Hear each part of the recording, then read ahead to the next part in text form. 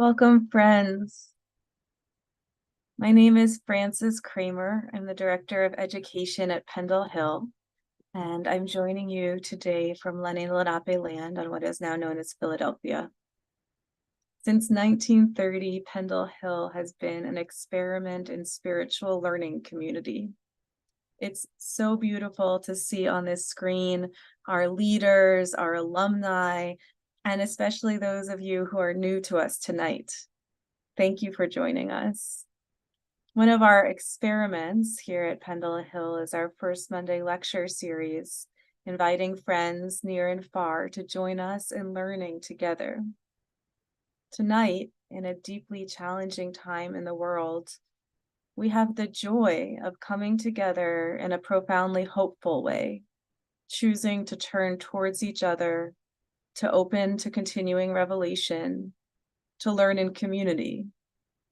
Today, we have our first Monday lecture with Matt Rosen. I will be hosting and emceeing tonight, and Anna Hill, Pendle Hill's Education Outreach Coordinator and podcast producer, will be providing Zoom tech support with the help of our Quaker Voluntary Service fellow, Kat Castrong. I am so grateful to Matt for joining us, to Anna and Kat, and to each of you making it possible for us to be together, and especially to Friends Foundation for the Aging for their support in making this program free and accessible. Before we begin, I'm going to orient us a bit to some of the tech aspects of our time together, and I'll say a little more about Matt, and we'll enter into some silent worship, and Matt will speak out of the silence. After Matt has shared his message, we'll open a question and answer session and conclude the night with a final moment of silent worship together. You may have noticed that we're live streaming this video to our YouTube channel, Pendle Hill USA. It will be available there to watch along with all of our previous Monday night lectures. I've enabled live transcription, so you're able to access closed captioning. During the question and answer at the end, we'll open the chat for your questions, and I will read aloud some questions synthesized to Matt. Please message me or Anna with any other questions. And with that, I'm so excited to introduce you to Matt Rosen, if you don't already know him. Matt is a convinced friend and member of Oxford and Swindon area meeting, Britain Yearly Meeting. He was the 2023 Henry J. Cadbury Scholar at Pendle Hill, where I had the pleasure of getting to know him.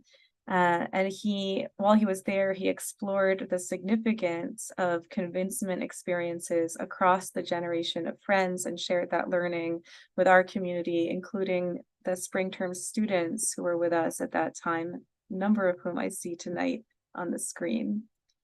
He currently travels in the ministry in Britain and is also a PhD candidate in philosophy at the University of Oxford. He serves as an elder in Britain Yearly Meeting in Oxford and Swindon area meeting, where he helps to organize the local young adult Friends worship group. He carries a concern for the inclusion of younger friends in worship and Quaker community, and for the importance of listening to the inward Christ among friends of all stripes. I invite us now to settle into silent and contemplative worship. Matt, when you're ready, please speak as you're led out of the silence.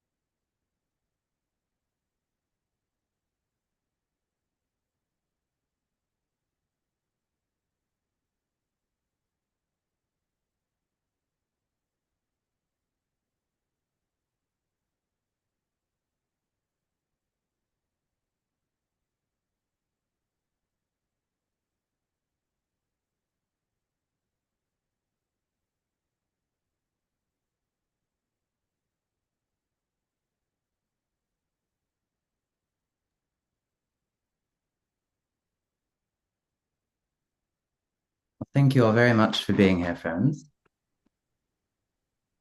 I'm really grateful for the opportunity to speak to you tonight about convincement and about belonging in Quaker community. This is work I started as Pendle Hill's Cadbury Scholar this past year. So if there's anything I say that strikes you as useful, please thank the Pendle Hill community, not me. I'm going to speak for about an hour, I think. And then there'll be time for questions. I'll really try not to go on too long.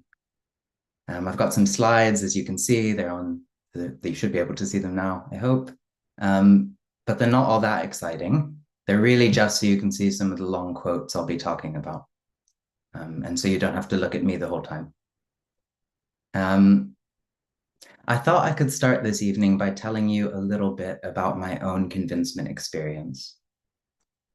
My hope is that this is going to give you some context to what I'll go on to say about convincement and membership, that it will sort of explain some of why I feel led to speak to you about this subject.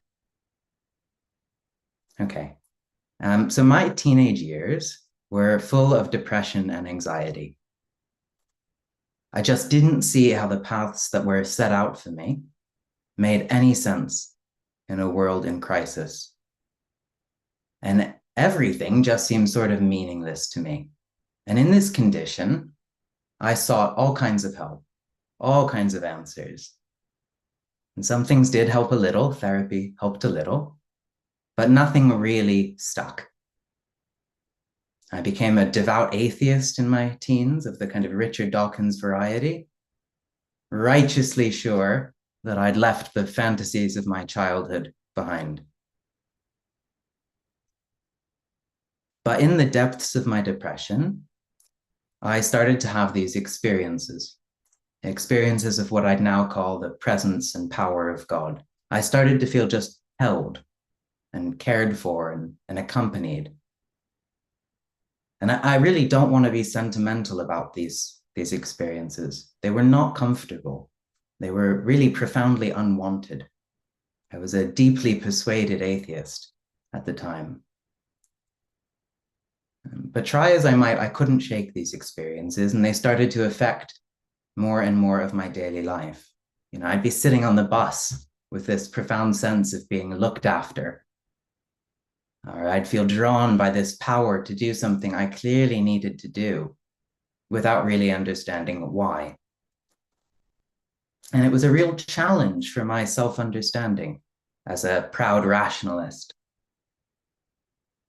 I'd run out of my own answers and really felt that I had nothing outwardly to help me.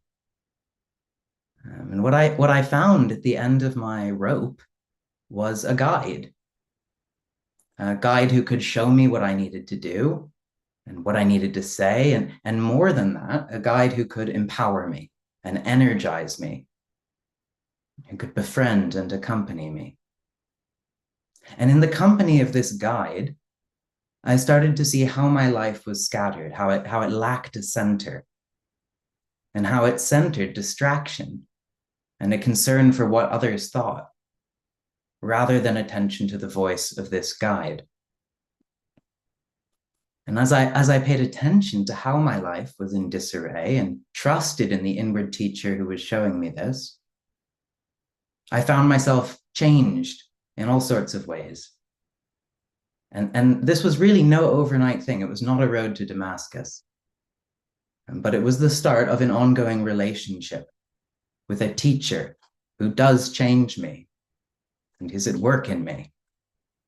And I think of this as my convincement experience. I was convinced, reached, and changed by the Spirit in the depths of my depression and the depths of my atheism.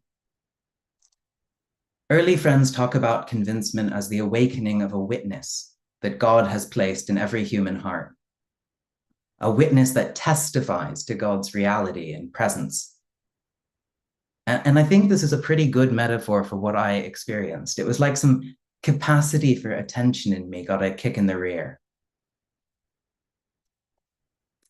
When I walked into Quaker meeting after having had these experiences, it struck me that here was a group of people who were sitting around waiting for answers, waiting for help, from a power greater than themselves.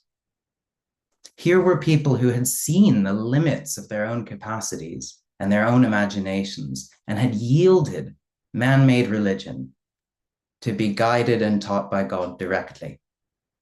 And here was a community whose life was at its best, given shape by the leadership of this guide and this teacher. A community not gathered by human hands. Next slide, please.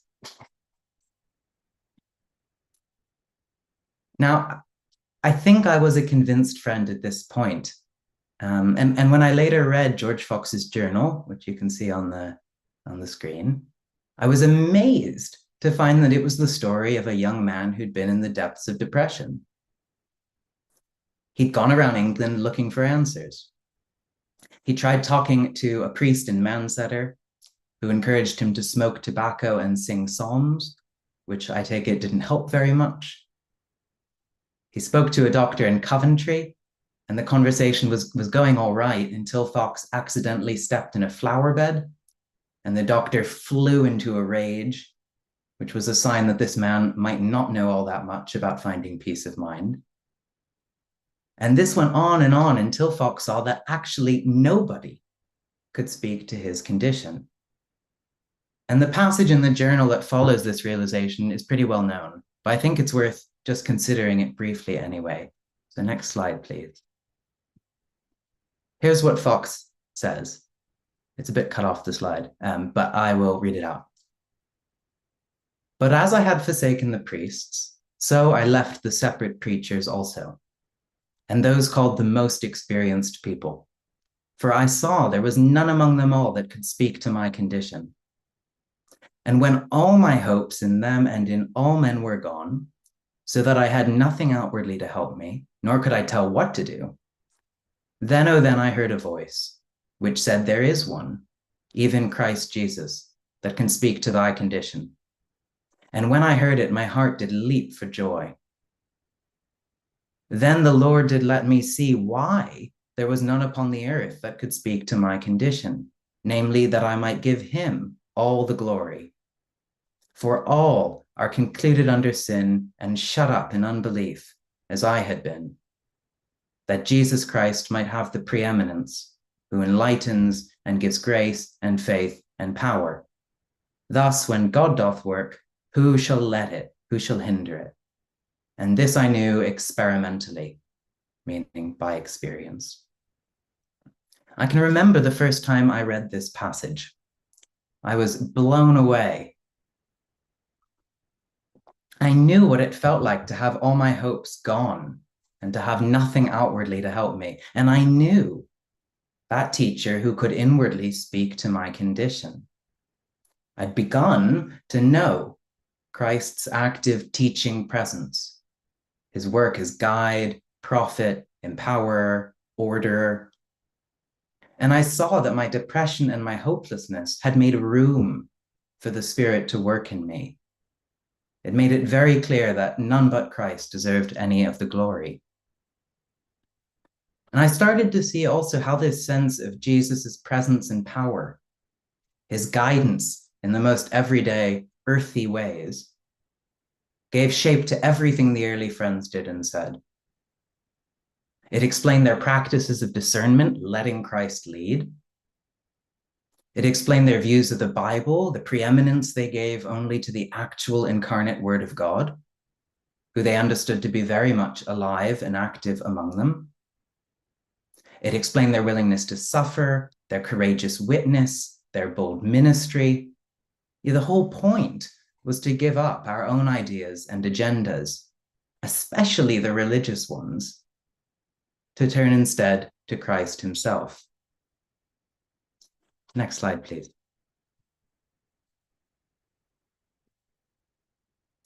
Here's a passage from a letter that Fox wrote to friends in 1670. I think it illustrates nicely what I'm talking about. So here's what Fox says. They that are dead in old Adam, meaning those who are turned away from God, are against Christ, who is the life, till he makes them alive by believing in the light. And then they become the congregation of the living. And these are they that are gathered together by the Lord. And they that are not gathered by the Lord, but by men to themselves, they come to be scattered. Now the congregation of the living have drunk the blood of Jesus, that are alive by him, and so are gathered together by him, the heavenly man. And he's in the midst of them, to preserve them and exercise his offices among them as a shepherd, a bishop, and a prophet. Now, despite the language, I think, put like this, the Quaker message is really shockingly simple. There's nothing novel about it. It's not a technique for centering down. It's not a new revelation. It's not some mystical truth handed down through generations. It's just Jesus alive and present in our midst. Jesus, the Redeemer and the Shepherd, who's come to teach us himself. And this message really differed from the Calvinist culture of the time in the 1650s, with a vision of our inevitable and utter sinfulness, but without any sense of a teacher capable of saving and guiding here and now. And Quakers protested against this culture, saying, what kind of salvation leaves someone in sin? Now, when I walked into a meeting for worship after my experiences of convincement, I had the sense that here was this congregation of the living. Yeah, here were people who, in Fox's dramatic phrase, had given up their own brews and beverages to drink the blood of Jesus, to feed on heavenly bread.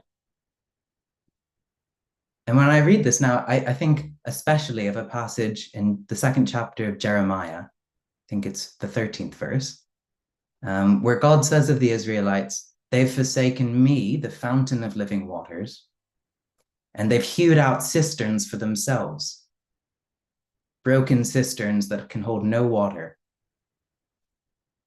And what I found in Quaker meeting was a turn toward this fountain of living waters, not to our own cisterns, to what merely quenches our thirst for a moment. Of course, this is not always how meeting for worship, never mind meeting community, feels. There are plenty of other beverages on offer. And we Quakers can be pretty good at sticking with our own ideas and agendas, and it resting on the strength of our own capacities, and it refusing to see that God's strength is perfected in our weakness. But the point I want to get across is that I was hooked on Quaker meeting and Quaker community. It had something that other churches could not offer me, or rather it stripped away what those other churches had, leaving God at the center. And from this point, it took years for me to apply for membership of a Quaker meeting. Part of the reason simply has to do with my geographical instability.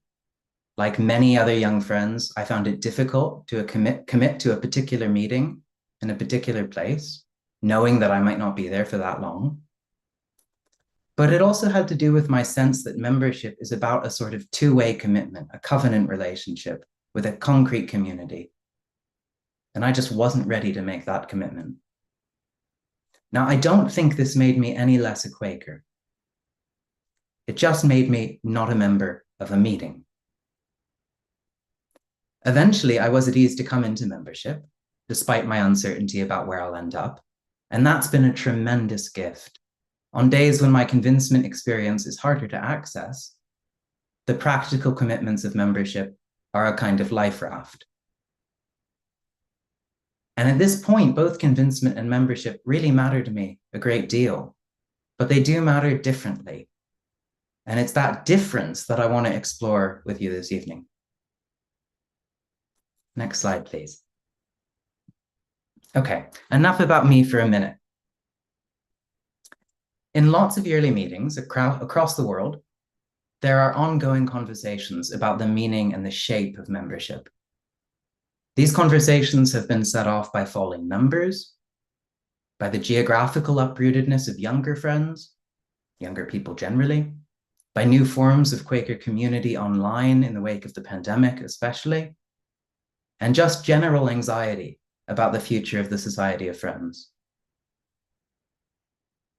And my sense is that these conversations are important, but I think they're distorted when we forget to distinguish between convincement and membership, when we speak as if it's membership that makes someone a friend, and when the impetus for these conversations is anxiety. Certainly, I think we should ask ourselves, what makes someone a Quaker? Ben Pink Dandelion has pointed out how strange it might seem that this is a question for us. Shouldn't we, more than most people, know what it is to be a Quaker? Perhaps, but I'm not sure that we do, and that's what I want to consider. What makes someone a Quaker? Who gets to call themselves a Quaker? Who gets to speak on our behalf? What do any two Quakers have in common as Quakers? And what does it take to belong in Quaker spaces? And just briefly, I think there are a number of answers floating around in our communities. Just for the sake of time, I'll say there are three pretty common options that I just don't think work. And I can say more about why in the questions, if that's of interest. I mean, one thing we might say is you're a Quaker if you say you're one, and that's all there is to it. Don't think it's going to work. Another is you're a Quaker if you sign up to a list of testimonies or to a creed. And a third is you're a Quaker if you know a lot about Quakerism and know some Quakers. Like I can say more about why those three won't work, I think, if there are questions. But it leaves a fourth common option, and that's membership. So the idea would be that to be a Quaker is to come into membership of a Quaker meeting, and thereby into membership of the Religious Society of Friends. And this thought sustains the prevalent, though less and less prevalent, distinction between attenders and friends. And it explains why membership would be a requirement for certain forms of Quaker service. But as I'll come to, I think this answer's got big flaws, and I think it contributes to some of the anxiety that troubles us today. So I want to take a closer look at membership briefly. Next slide, please. What's membership? What does it mean to be in membership? Well, to be a member of a meeting is to be recorded by that meeting as belonging to it. And usually this implies reciprocal commitments, which have to do with why we have meetings in the first place. Membership should recognize belonging, that one is in unity with and belongs to a meeting community. It should not be necessary to actualize that belonging. So in many meetings, there's a common tripartite distinction: members, attenders, and seekers or inquirers. And there are some problems with this. It can suggest a kind of spiritual inequality. It doesn't always track actual lines of religious education or mentorship. We're not really certain about what these three words mean, so never mind distinguishing between them. And I think this just lacks room for the variety of ways of seeking and attending and belonging. It just doesn't have very much nuance. Once someone applies for membership, it's quite rare that they're not welcomed into it, though it does happen. And I think this is so rare partly because membership is self-selecting, partly because we tend to be fairly desperate for new members, partly because of an individualism that hesitates to question anyone's sense of their leadings, and partly because we're just not clear enough on the criteria for membership, if there are any, to confidently turn anyone away, to suggest that it might not be right or the right time for them. But is this what it means to be a Quaker, to be in membership of a meeting? Well, like I suggested, I think there are problems with this answer. It just doesn't capture the commitment and belonging of lots of younger friends, or just generally attenders. It does not, I think, properly allow for instances of geographical or spiritual isolation. It can seem really bureaucratic. It just seems to have the potential to become a dead form of the kind that early Quakers rejected. And it neglects the fact that membership is nearly 100 years younger than the Quaker movement. If there were Quakers before membership, Why can't there be Quakers outside membership? Now, it might be helpful to consider quickly the example of two valiant early friends. The next slide, please.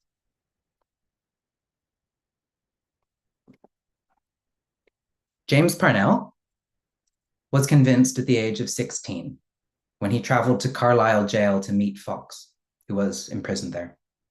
And he left that meeting a committed friend and went on to spread the Quaker message in the east of England.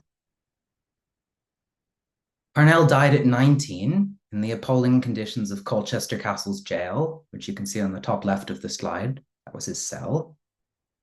After traveling much in the ministry, he became the first martyr of the Quaker cause, having convinced nearly a fifth of the large and industrious town of Colchester.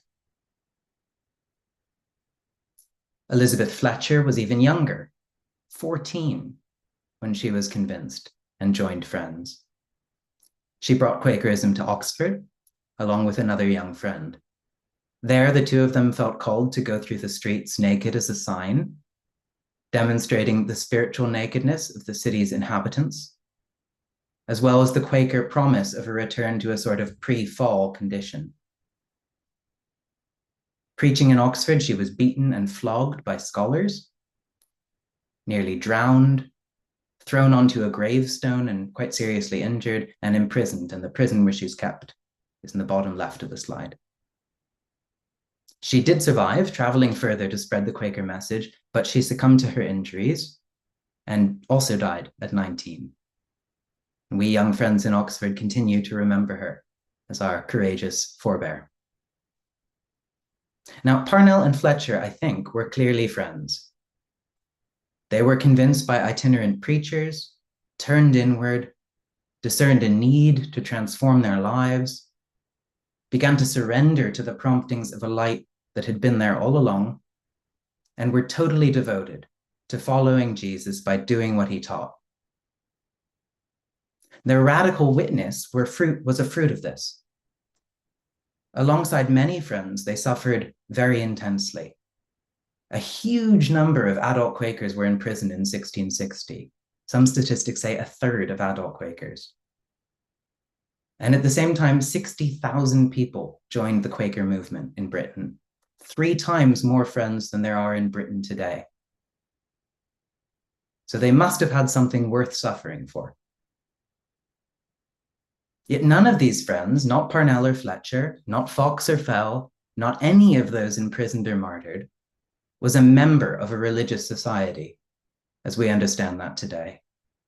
Indeed, I think it would have surprised and disturbed Fox to hear that he'd had a hand in starting something like a denomination. Next slide, please.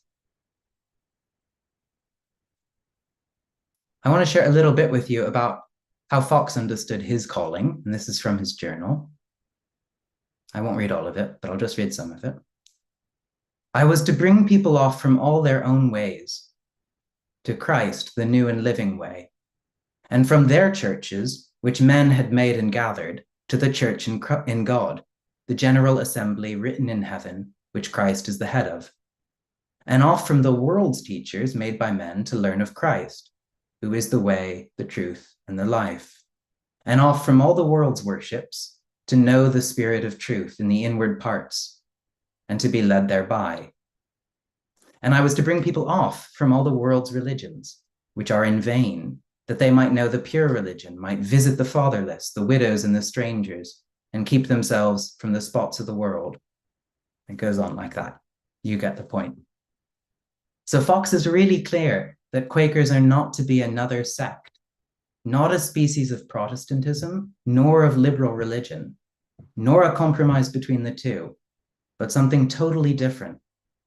Quakers were to be people who receive freely from Christ and share what they receive. Now, if Parnell and Fletcher were not in membership of any denomination, if they didn't regard themselves as members of a church or a sect, were they Quakers? And if so, can we still be Quakers in the way they were? Next slide, please.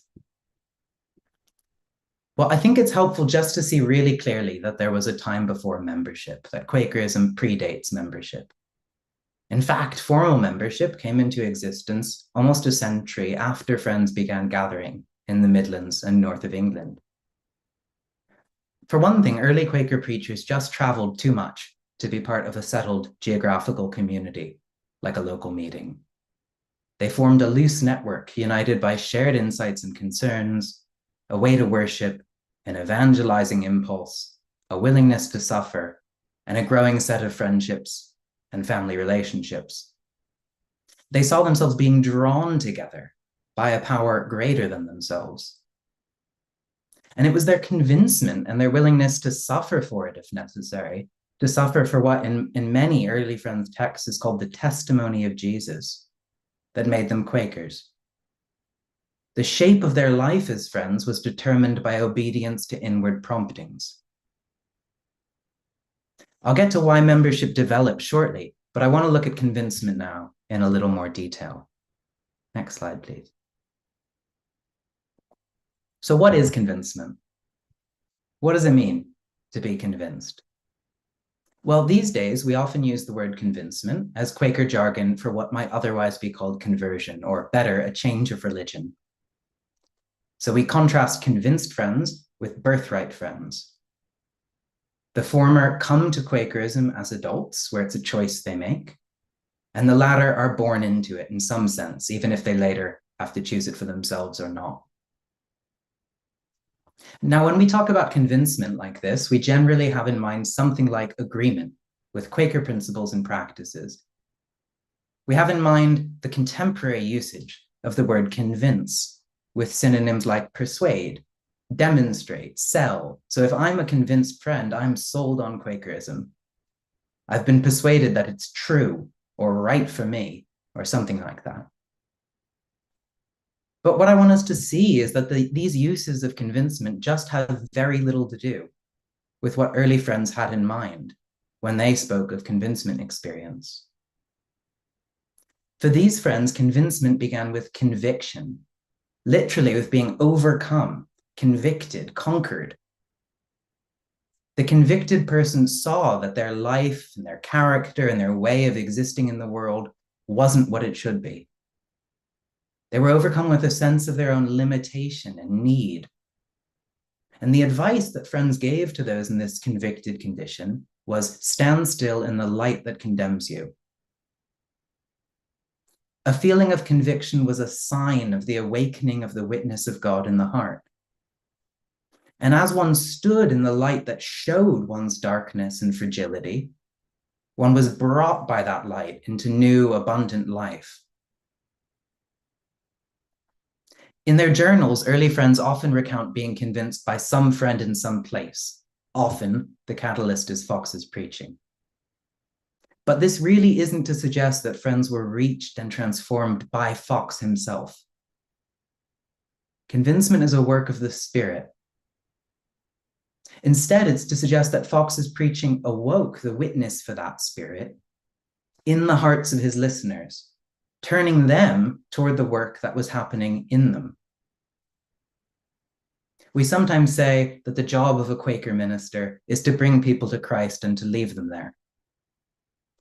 And that was the effect of Fox's preaching. In speaking to the witness of God in people, answering that of God in them, as he advised traveling preachers to do, Fox turned them to the one true convincer and the one true pastor. And that was the main job of a traveling friend or a publisher of truth. The witness planted in the heart, once awakened, would do the rest, showing Friends their condition and changing them from within. And this feeling of conviction was followed by transformation, what we might call conversion of the heart. And here I mean a richer sense of conversion than a change of religion. After all, Fox really wanted us to give up our religious systems. I mean something more literal, a turning away from how one has lived and a turning around toward the light, which teaches us what to do and empowers us to do it. It's really no wonder that religious authorities found convincement threatening, because it left them little to do.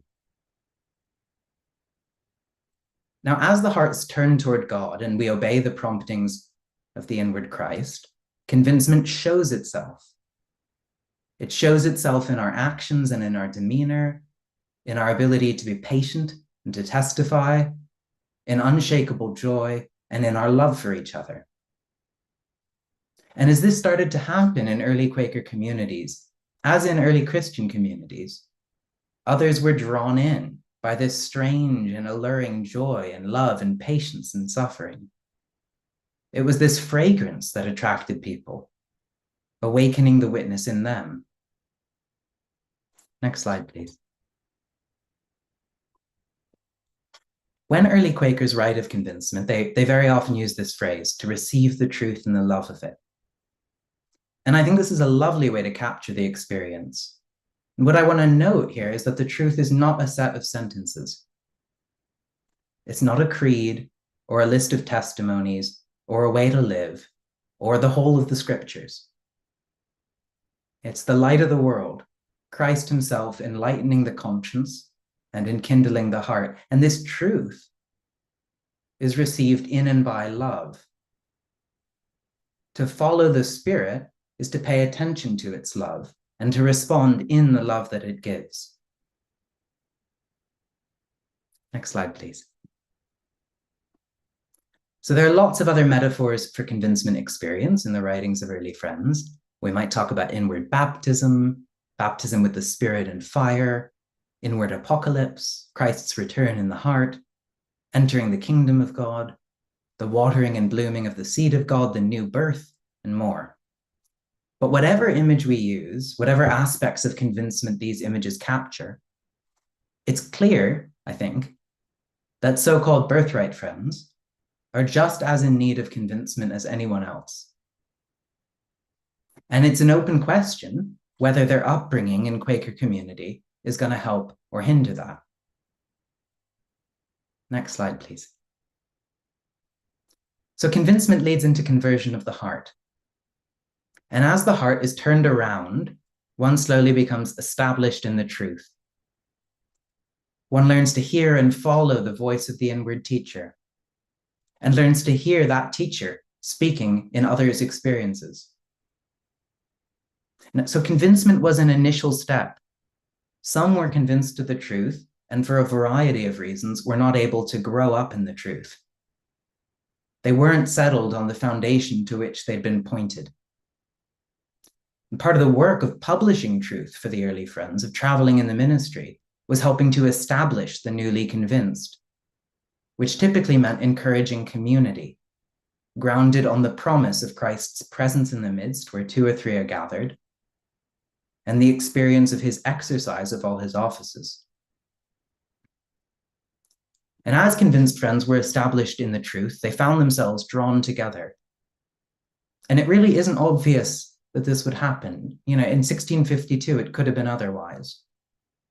Some of the other movements that flourished during the years of civil war in England established very loose communal structures, if any, and eventually, most of them simply dissolved, many of them into the Society of Friends.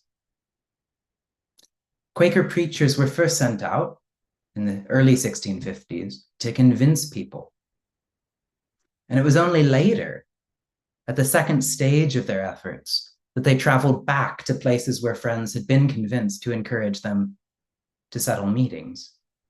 So these were really two stages of development. Convincement drew friends away from man-made ideas and agendas and doctrines, and they were then drawn toward each other into a unity that wasn't man-made.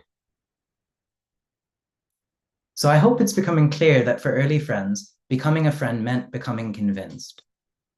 And this was solidified as one took up one's cross, as they would say, suffering with the wider Quaker community. It was possible to be convinced, but fail to stick to this under intense pressure, which is one reason why meetings were established, so friends might be better able to hold fast to their convincement.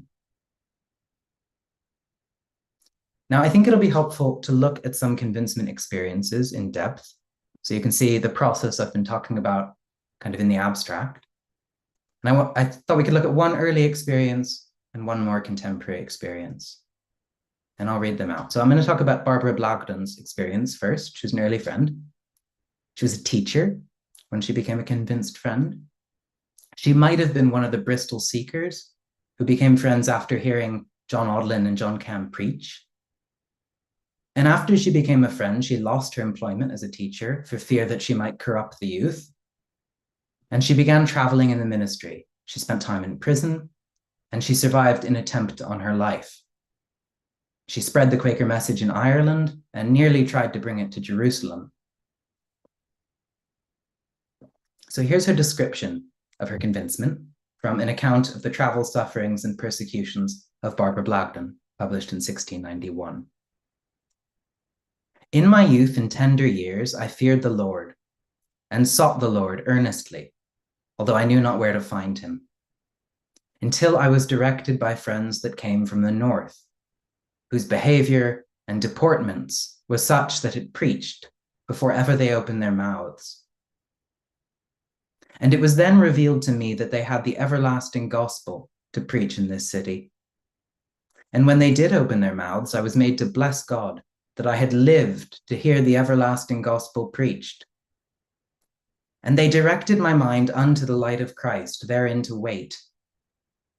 And as the evil was made manifest, I departed from it, and willingly took up the cross and yielded obedience unto it.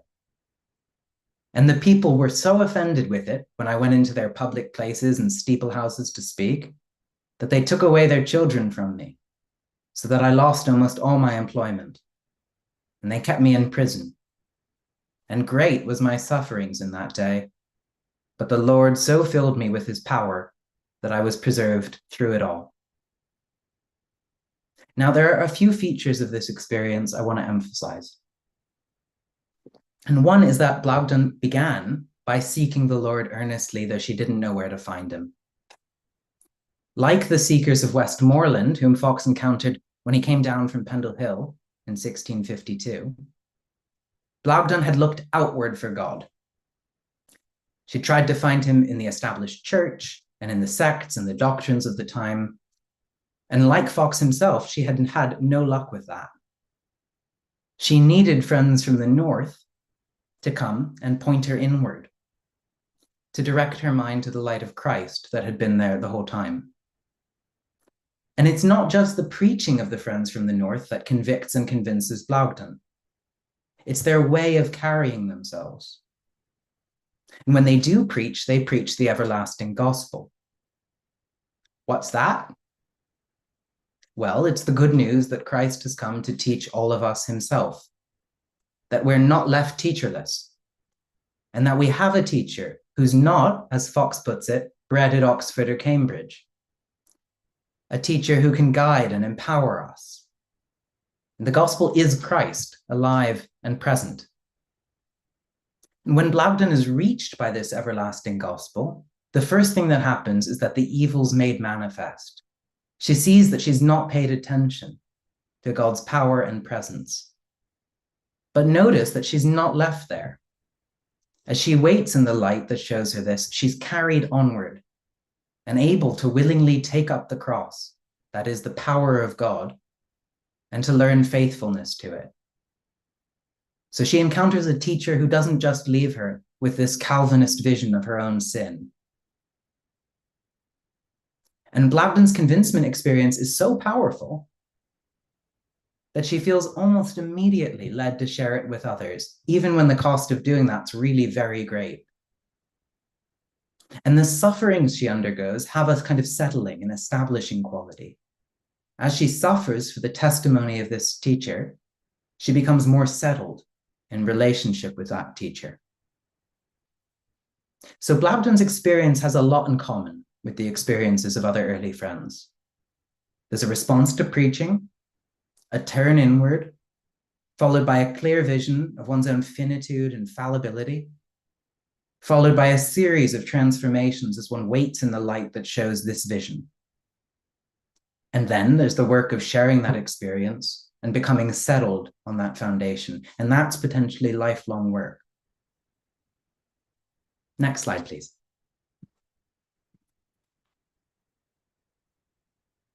I want to look at one more convincement experience.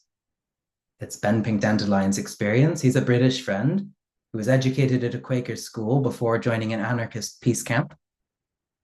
where he chose his name. When he lost his faith in anarchism, he found a home in the Religious Society of Friends, but without much of a sense of the divine.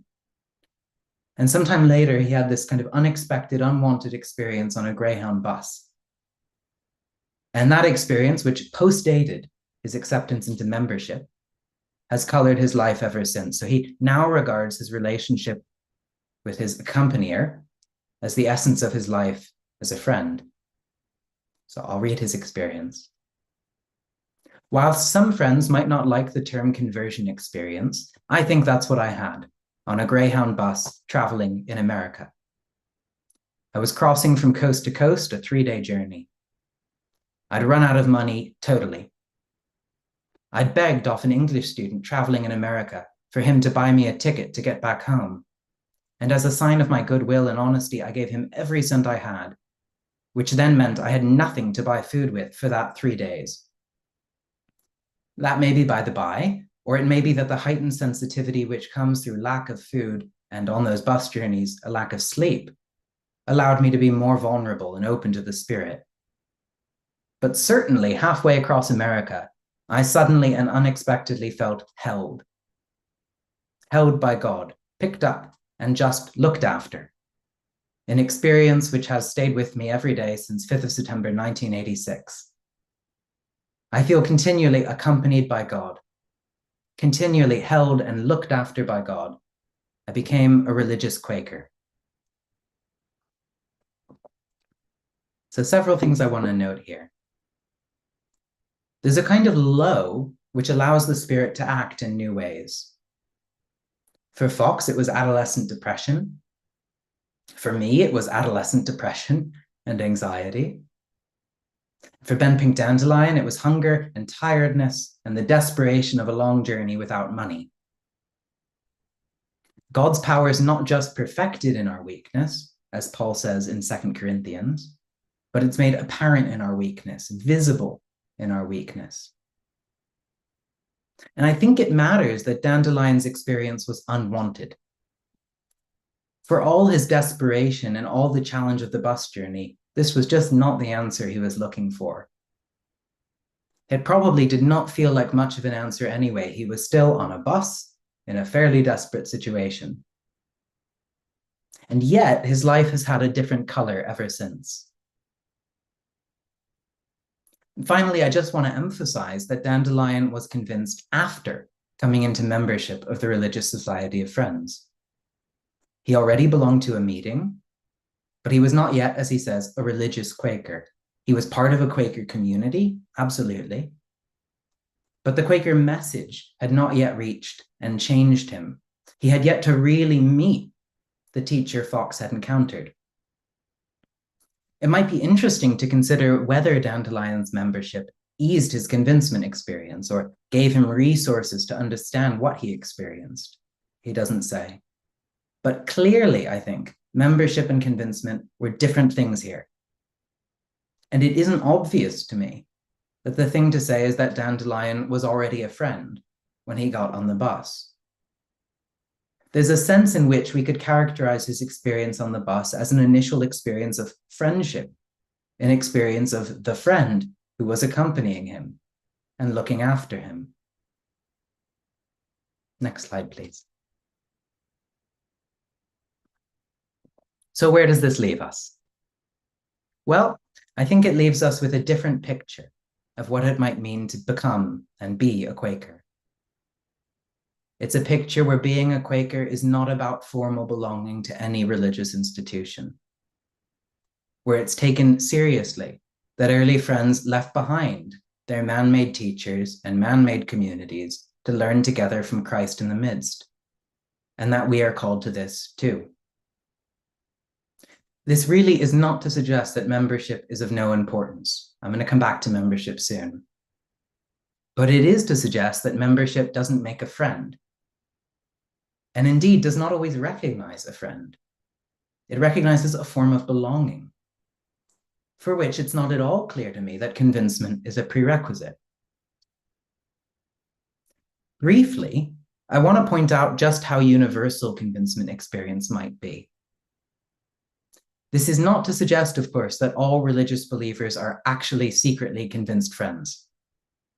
It's not that kind of universalism.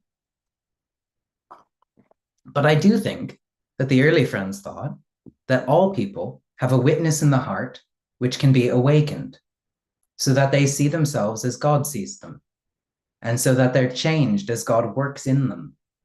And that this can happen without any explicit understanding of the life of Jesus of Nazareth, or indeed the Quaker movement.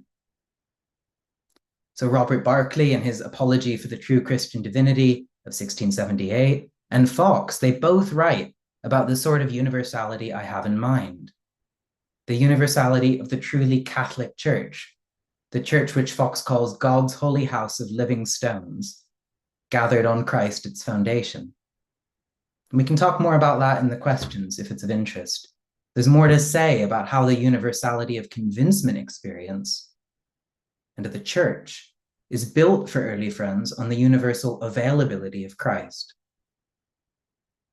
It's because Jesus is at work, whether noticed or not, in the heart of every human being, that every human being, whether they recognize the worker behind the work or not, whatever they call the worker, is able to come into communion with him.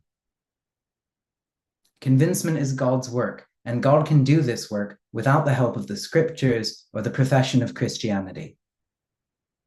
But that's because the light we're turned to is the light of the world. So at the center of this early Quaker understanding is not the Bible, not any creed, not meeting for worship, not silence, not a list of testimonies or values, but Christ himself, alive and among us. Just to bring this point home, I want to draw your attention to a wonderful exchange that's found in the life and posthumous works of Richard Claridge, published in 1726. So Claridge was convinced in 1697. He was previously an Anglican clergyman and then a Baptist. And in his journal, he recalls this time when a stranger pressed him to inform him what methods he must take to be admitted into the society of the people called Quakers. And here's the answer Claridge gives: that the Quakers had no external forms or rites of admission. But as persons came to be joined or united to Christ in spirit, by the sanctifying and purging operation of the Spirit of God in their hearts, so they came to be one in the same holy society or communion in the Lord. That Christ was to be sought for and found within, etc., and so dismissed him. So notice it's the work of Christ in the heart, whatever that's called, however it's understood, that brings the person being worked on into one and the same holy society. And this is the radically universalist understanding of the church that early friends had. It's not that all world religions have some slice of a greater truth, but that the truth, as it works in the heart and convicts and convinces, can lead all people to something other than man-made religion, to a relationship and a fellowship. Next slide, please. So with this understanding of convincement, I want to turn back to membership. How and why did it develop? Well, over the first century or so of the Quaker movement, membership slowly developed in fits and starts. Early on, of course, most people knew if you belonged to the dreaded society of the people called Quakers. Well, how, you might ask? Well, you attended gatherings of eccentrics. You dressed with a distinctive lack of fashion sense, though not uniformly at first. You spoke distinctively without the typical pleasantries. And you probably testified publicly to your faith, which probably got you into a good deal of trouble. There was also an understanding that Quakerliness was determined by an encounter with an inward reality, whose outward fruits were manifest enough that no procedure was needed for confirmation. Now, as Parnell and Fletcher experienced, being a Quaker came with a heavy cost, and suffering as one was legitimating. Those who joined Friends, while this meant in all likelihood a lot of suffering, must have been sure about it. And as the Quaker movement grew and started to formalize itself, settled meetings needed to know who needed financial support, which births, deaths, and imprisonments to record, and who needed to be held accountable for walking in the truth. Meetings needed to know who has a stake in our community and who can rightly speak on its behalf. So what I really want to highlight here is the extent to which membership developed for practical reasons, along practical lines. It was not at all to be conflated with convincement or inward baptism. Membership was an outgrowth of the desire to be in community with others already committed to truth. Yeah, community was key, for sure, but it was secondary. And partly, this was because of the continuing importance of the traveling ministry, which made membership in a settled local meeting just less convenient. And eventually, settled local meetings took ownership of the traveling ministry, but it took a while. After all, it was the traveling ministers who settled the local meetings. So in the intervening centuries, membership has grown in significance. And my sense is that it has sometimes overshadowed convincement, or has led to a change in what we take convincement to mean. Does this matter? Well, yeah, I think it does. That's why I'm talking about it. But it seems to me that our failure to draw this distinction between membership and convincement exacerbates difficulties we've got with inclusion, anxieties about the significance of membership, a loss of the concept and to some extent the experience of convincement, and fears for the future of our society.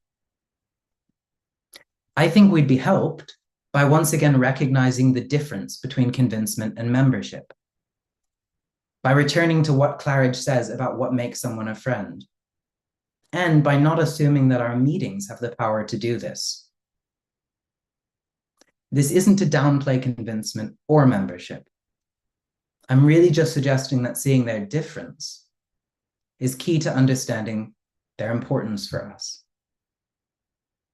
What would that mean for membership? Well, historically, Quakers have understood membership to be a covenant relationship between an individual and a meeting community. It's a little bit like a marriage. The member commits to supporting the community, to fellowship and solidarity and being held accountable for their gifts. And the meeting commits to supporting the friend in ways both pastoral and practical. The process of applying for and being welcomed into membership recognizes someone's belonging, just as a Quaker marriage recognizes what God has done in the life of a relationship. So next slide, please. So my suggestion is that membership and convincement can come apart. It's possible to be a member who's not a convinced friend. Think of Ben Pink Dandelion getting on the bus. And it's possible, I think, to be a convinced friend not in membership. Think of George Fox or any other early friend. Now, my experience has been that convinced friends are often naturally led into meeting community or deeper into meeting community, and may then be led to apply for membership if they're not already in membership. After all, the application process and commitments that membership involves can really be spiritually profound. Our faith and discernment are often, I hope, strengthened by our meetings, by the tangible, concrete commitments of membership. But at the same time, it seems to me that convinced friends might find that belonging to a local meeting is not feasible for a whole host of reasons. And likewise, beloved members of our meetings might not understand their experience in terms of Quaker theology. They might not feel that they have any relationship with an inward teacher. And I think that needn't always prevent us from recognizing and celebrating their belonging, or from cherishing their commitment to the community and its practices. Of course, there are questions about what these practices could mean without the experience that undergirds them. But I really doubt that this experience is necessary for belonging. In fact, it's often through belonging that someone is opened up to this experience. Next slide, please. So what's the upshot of what I've been saying? Well, first of all, it's that an application for membership of a meeting is not primarily a test of one's faith or religious experience. It's an opportunity for an individual and a meeting to acknowledge and cement a relationship that will inevitably have ups and downs. When I discern membership, I discern clearness for a recognition of relationship. And convincement might play a role in that. After all, I'm discerning my belonging to a community centered on the spirit that convinces. But it needn't be the bar for belonging. It just often isn't the bar.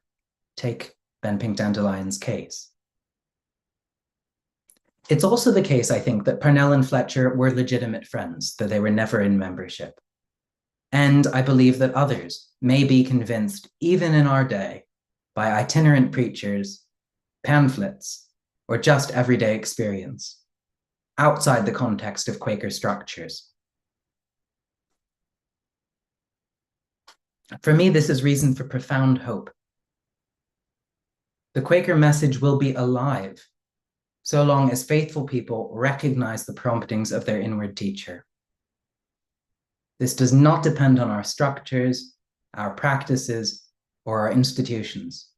Sure, ideally these things enable obedience to the guide. But if they don't, we needn't panic. The guide is bigger than the Society of Friends, more powerful than we can imagine. We depend on our guide, not the other way around. So the structure and significance of meetings and membership might change as they have before, but convinced friends will recognize their guide in the experience of others and seek each other out. Truth does not stand or fall with our current structures. I think this should be, it is for me, a liberating realization. Next slide, please. As Sydney Carter reminds us in the George Fox song, the light will be shining at the end of it all. And if that's true, if, like Fox, we're not in the business of building another religion, then we have the space to stop and to listen, to experiment and reimagine, trusting that the light does and always will shine in the darkness. And that come what may, even if we're pressed on every side, the light will not be overcome. The foundation will stand, and all people will be drawn to God in God's own good time, guided and knit together by a divine hand. My prayer for our Society of Friends is that we are freed up and re-energized by recognizing this and by carrying the hope and joy and promise of this out into a world that is very much in need of the Quaker message that turned the world upside down all those years ago. I'll stop there, friends, and leave some time for questions. Thank you so much for listening.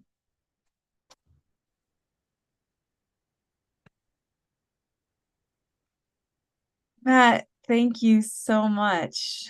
It was really both inspiring and engaging to listen to what you have to offer. Some of it I think I've heard you talk about before, and some of it felt really new, and it feels new in this moment, in this particular audience. So this is always, I love our first Monday lectures, but the Q&A is really my favorite time of these lectures because it's the opportunity to take advantage of this really unique opportunity we have to learn from each other, to kind of talk to the questions that are on the hearts of the people who are listening right now in real time. So I will encourage people to share questions you have in the chat. You can send them actually to the public chat to everyone, or you can send them directly to me if you would prefer to stay anonymous to the group. And I will synthesize the questions that I'm receiving privately and the questions that I see in the chat, and ask Matt questions based on what I see coming in from the community. So please feel free to start sending those in. And as we wait for them to come in, Matt, we do like to start our Q&A sessions asking the speaker to talk a little bit about what grounds you spiritually in this moment. I was so grateful that you started your lecture with a really personal account of your spiritual journey, and I'm curious in this time what you're finding to ground you. Thank you, Francis. Yeah, it's a good question. It's not an easy time to stay grounded. And I was saying to Francis before we started this evening that one way I feel I'm staying afloat, staying grounded. I'm not sure what the right metaphor is by staying busy. By just knowing that I'm going to see the next step, and that's it, and trying to be okay with that. I think I am comforted by the recognition that Christ didn't tell the disciples that they'd have it easy, or that the world would all make sense to them, or anything like that. What he told them was that they'd suffer, and they'd be persecuted, and it would be hard, and the world would be a mess. And that is what it's like. But I'm so comforted by spending time in worship, often, not in big meetings, but just in small circles, experiencing the presence in the midst where two or three of us are gathered, and trusting that what I'm being guided to do, the next step, is what I need to do. I don't need to be shown more. And that we're in hands greater than mine, thankfully. Thank you for that. I have a question here. What would be your recommendation to those seeking the motion of the early friends? That's a wonderful question.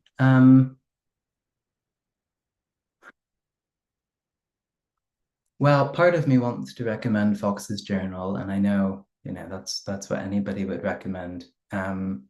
I partly want to recommend it because of the kind of personal impact it had on me, recognizing that here was somebody who had experienced something quite similar, across a huge span of time and a very different culture, a very different upbringing. Here was somebody who'd gone through a similar struggle.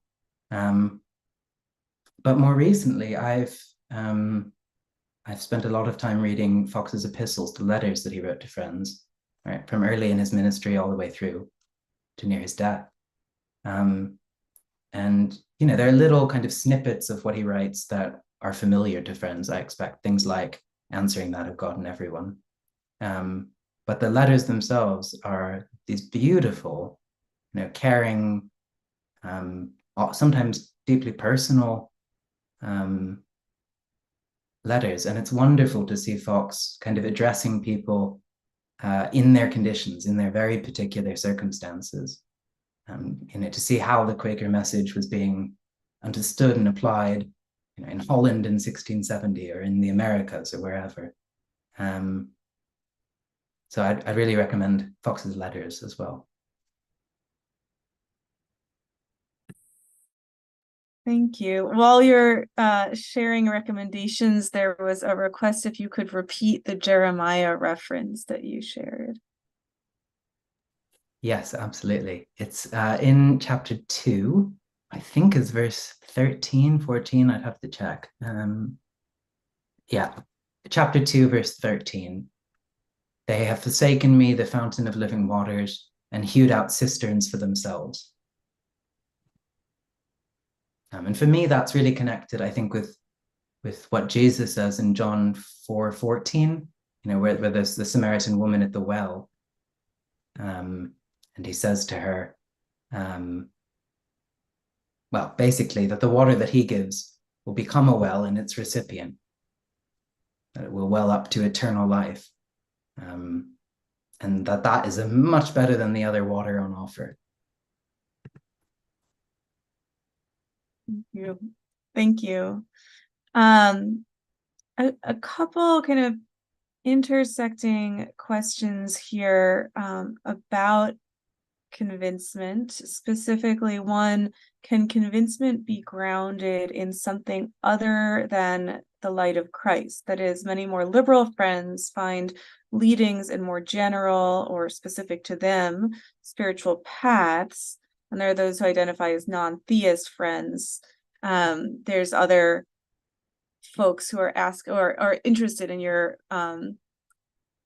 very specific use of Jesus and Christ language, which is, I think, very common in some communities and less so in others among friends. So a question kind of about the scope of convincement and maybe speaking a little bit about a Christ-centric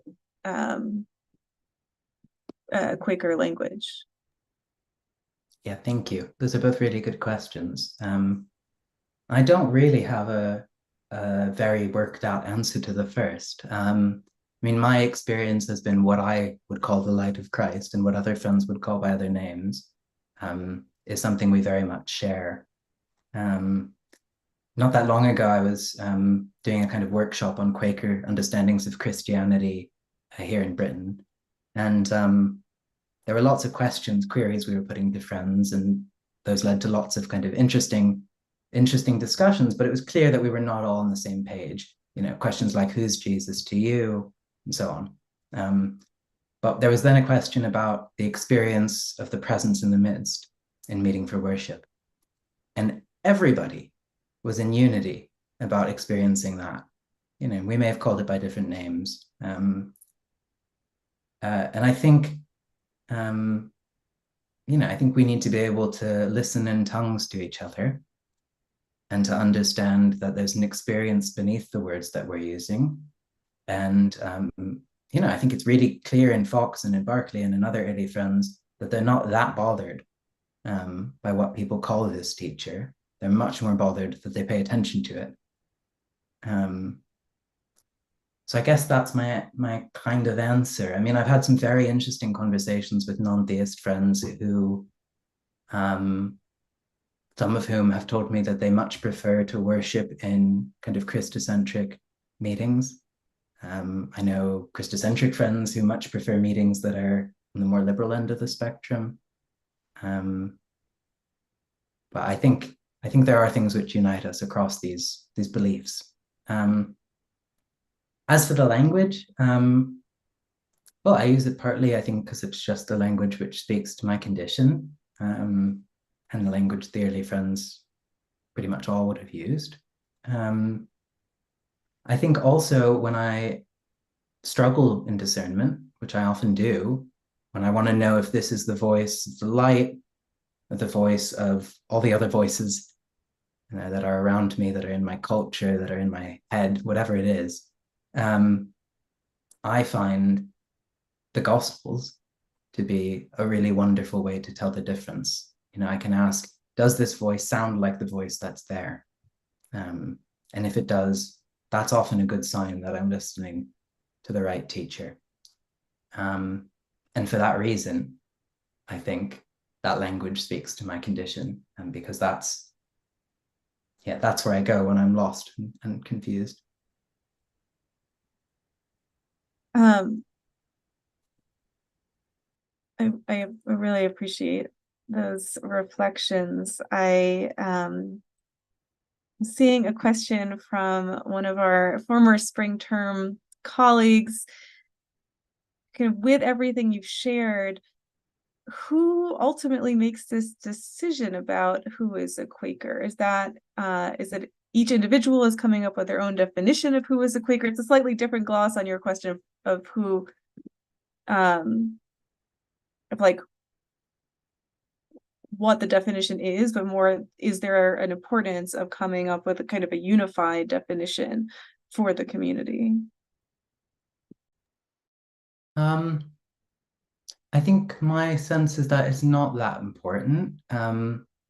I think we need to be able to know what somebody means when they say they're a Quaker. And that's my worry about some of the kind of self-avowal ideas that you're a Quaker if you say you're a Quaker. Um, because right now, if somebody said that to me, I'd say, and what is it to be a Quaker? I wouldn't know what was meant by that, really. Um, if somebody said to me they were a convinced friend, um, I feel like I'd have something to work with there in terms of understanding what we were talking about. So I think it's fine for people to say simply that they're Quakers, that they're convinced Quakers, for example, or that they're members of meetings. Right, that's an easier case because the meeting answers that question. Um, so I think it's fine for people to say that they're convinced friends. We just need to be able to have conversations where we ask, and what's that like for you? Tell me about that experience. I mean, part of my concern is that actually we just don't talk that much in many of our meetings about these experiences, particularly if they're really kind of close to our hearts. Um, and when somebody asks me if I'm a Quaker, that's where I want to be able to go. Um, yes, I'm a Quaker, and here's what it means. Here's what I've experienced. Um, but really, I mean, if the questions are like, who gets to speak on our behalf? Who represents us? These seem to me like questions for meetings and the kind of discernment that meetings can do. So could you imagine different meetings coming up with different definitions of what it means, but the importance is actually having that conversation in the meeting? Yeah, maybe, yeah. Another question about meetings and the role of the meeting community today. What specific role does that play as opposed to other forms of spiritual accountability groups or faithfulness groups for those who do identify as Quaker? Mm-hmm. Yeah, it's a wonderful question. For me, both forms of community have been really important. Um, those smaller groups and smaller circles, particularly young friends communities, which are often much less formal. Our young friend community in Oxford doesn't have any roles or committees, for example. We don't have a membership system. Um, those have been really important to me, really important places to deepen in the spirit with just a few other people.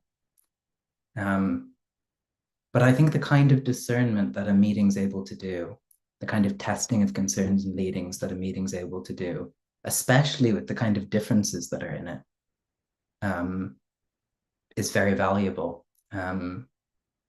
This past year, when I was discerning whether to travel in the ministry, and if so, how, and really, really not wanting to give into this leading, feeling that I was much too shy and introverted and to do this thing.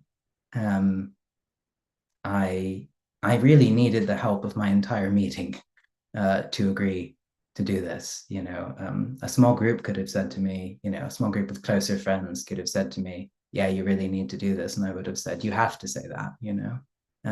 I needed my whole meeting to kind of force me to do it in some respect. So both those forms of community have really mattered to me. And I think we've seen in our meeting a kind of transition where particularly younger friends begin for a year or two or three in this kind of less formal community, our young friends group, and slowly kind of become a part of the wider meeting. But that takes time. And I think it's perfectly fine that takes time.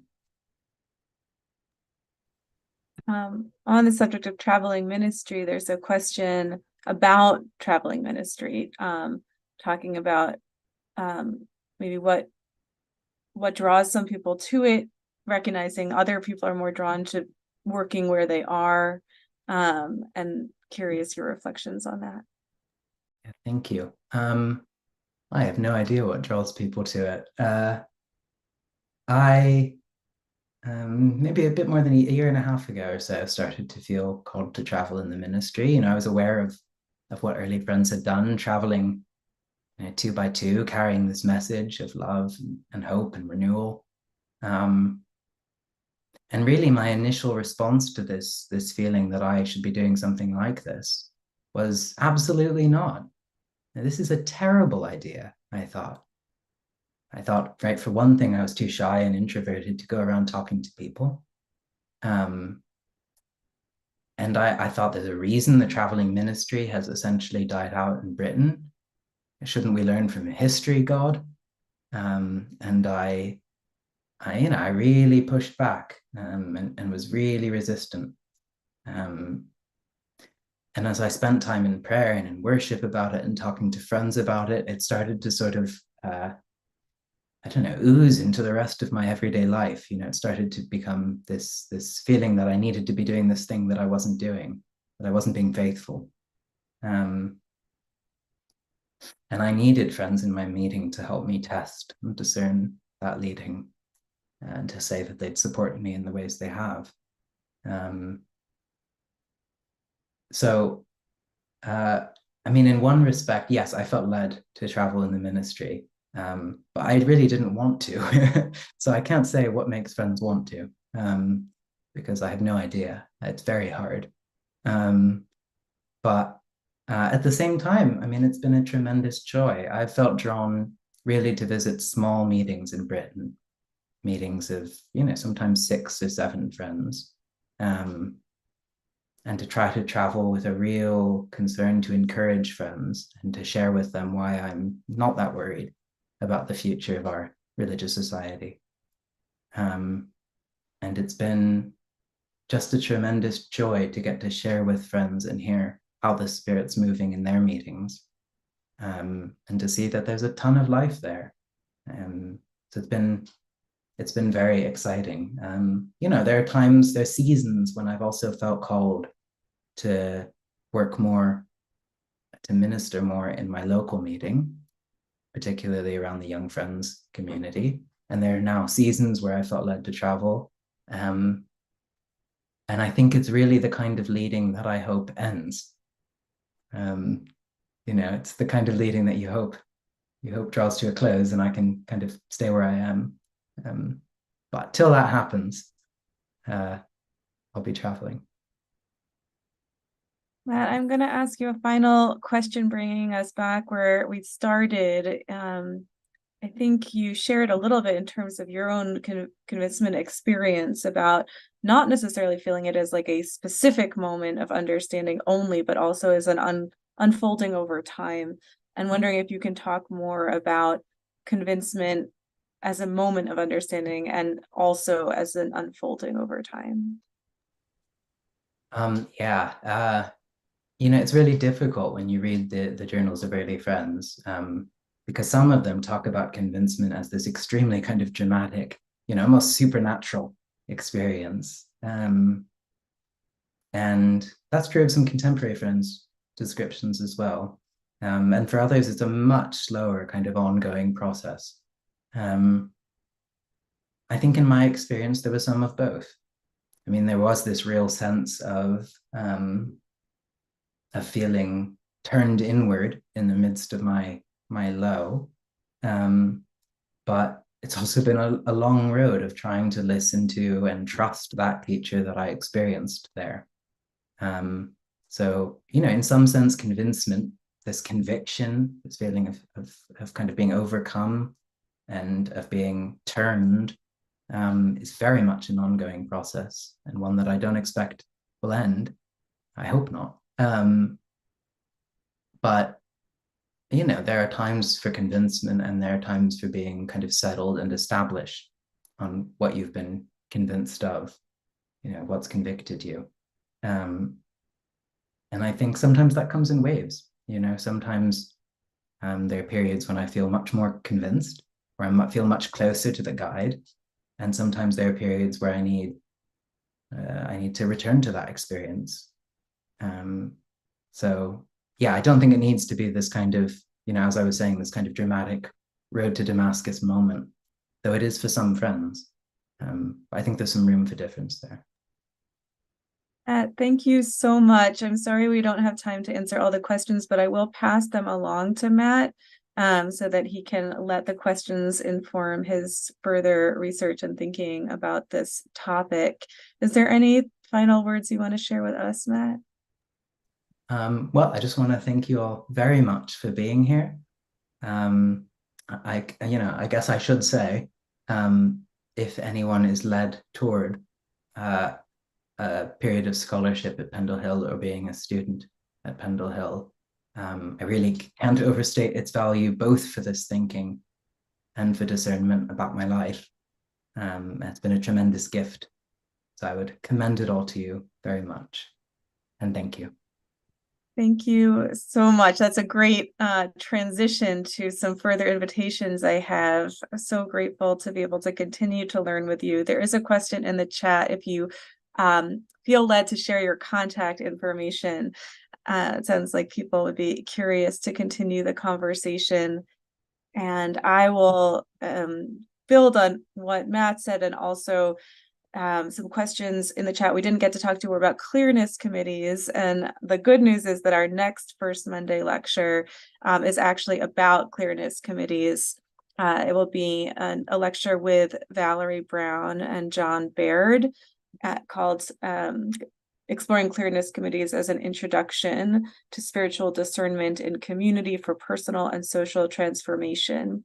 And that will be the first Monday of December. And it will also be an introduction to a weekend-long course they'll be teaching together at Pendle Hill that you can sign up for just for the weekend, or you can sign up for the entire spring term, March 1st through May 10th, that will include that weekend workshop and opportunities to study with Valerie and John and a number of other very gifted teachers who will be joining us. So you can find information. Oh, and thank you, Anne is pointing out there will be an info session coming up also on November 11th on Saturday from 2 to 3 to learn more about that. So you can learn more about those and all of our other upcoming programs on our website. And I will invite us into a moment of worship to close this time together, but not to close the conversation, which I look forward to continuing.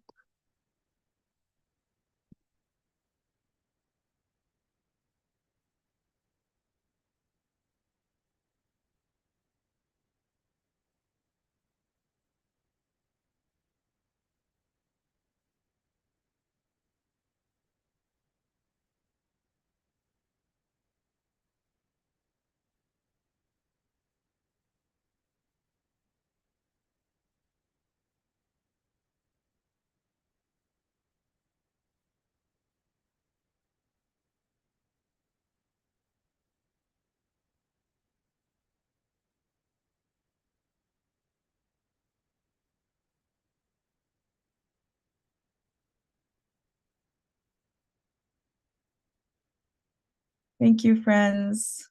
Thank you, Matt. Thanks to everyone for continuing this experiment with us. Thank you. Thank you. Thank you. Thank you. Thank you. And so good to see some of our fellow Thanks. siblings from the spring. And I should note in response to the question in the chat, this program was recorded and it will be available on YouTube. It already is, actually. I think it's been live streamed there. Is that true, Anna? Yeah, it's been live streamed to YouTube.